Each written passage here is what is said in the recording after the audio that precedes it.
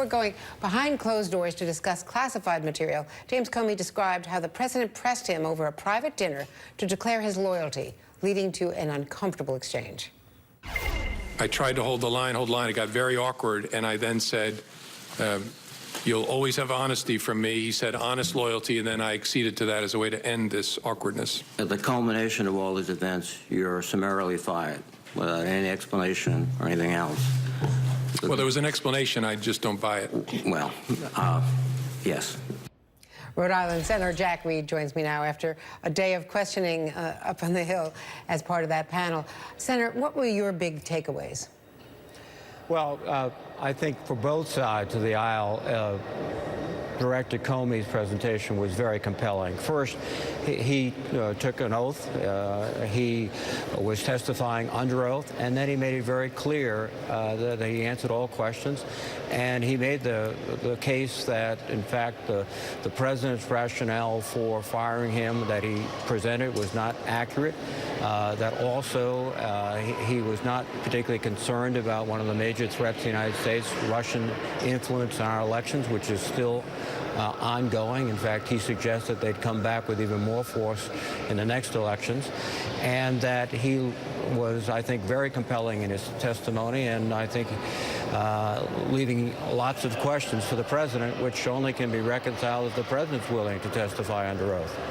When you went into closed session, I know you can't speak about specifics, but did you come away with the impression that there are or aren't tapes? Does anyone really know whether there are White House tapes? Without regard to the open session, I don't think anyone knows whether tapes exist. Again, that's what the president has said. If the president had tapes that clearly contradicted Director Comey, I am shocked they're not public right now. He has the ability to release them. It just seems to be implausible that tapes would exist that contradict Comey and be held by the White House. Now, there might be tapes that support Comey, and they're being held for the obvious reason the president doesn't want to continue with this discussion that Comey started. Comey suggested that there was another reason out there why he expected the Attorney General to recuse himself, and why he didn't feel comfortable sharing information with the Attorney General on the Russia probe. Do you have any better clarity on that now, what that might have been? Because the Justice Department is pushing back very hard on suggestions that there was a third undisclosed Sessions-Kislyak meeting. I have no comment with respect to that issue.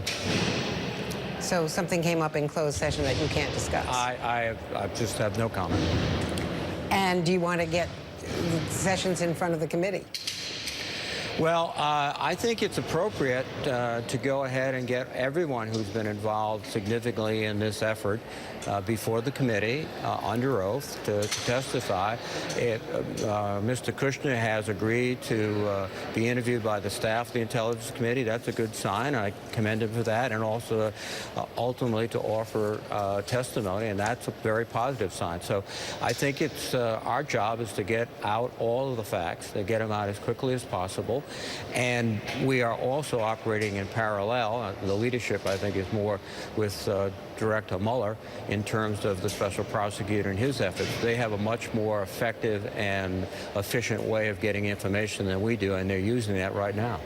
Do you understand why Kushner would be meeting with the Russian banker connected to the Kremlin? I don't have any particular insights with respect to what went on. That is the whole point of getting Mr. Kushner in, to give him the opportunity to give his side of the story and to respond to questions that we might have. But, and again, it's an encouraging development that he would testify. Democratic leader Pelosi, who's been very cautious about the I word of impeachment or anything else until facts are known, does not want to leap to any conclusions. But she raised serious questions today on Morning Joe about the president's fitness to serve. Do you have such concerns? I have questioned the president when he was a candidate about his temperament. That's one of the reasons why I was not supportive of his candidacy. And he demonstrates, not just in the context of this investigation, but in many other ways, a temperament that is disruptive. I can recall weeks ago, I think we might have chatted about this, where he tweeted in the middle of the night that the South Koreans would have to pay for the THAAD system, causing a great deal of strain among system there. Yes, in South Korea, causing a great deal of strain, and having General McMaster and others make frantic calls to the South Koreans saying, no, that's not our policy. And those types of behaviors, some unrelated to the Russian probe entirely, suggest a temperament that is not well suited for some of the very major responsibilities he has with respect to the defense of the country and the economic development of the country. And the tweet on Qatar this week, which they've now spent, Mattis and Tillerson have spent 4 days trying to unwind that one. No, that's another example where this was claimed as the result of his efforts. In fact, I think it caught everyone by surprise. I was in the region in Iraq and other places last week, and there was no sort of sense that this was part of a deliberate American policy, that this was happening. This was an event that sort of shocked, I think, everyone. And again, the president's tweet caused, I think, more complications for the State Department and Department of Defense. We have one of our largest air bases in Qatar, which is essential to our supporting our forces in the region, and so we have to be cognizant of that, too. Jack Reed, from the Armed Services Committee and a member of the Intelligence Panel yesterday. Thank you very much, Senator. Good to see you. Thanks, Andrea.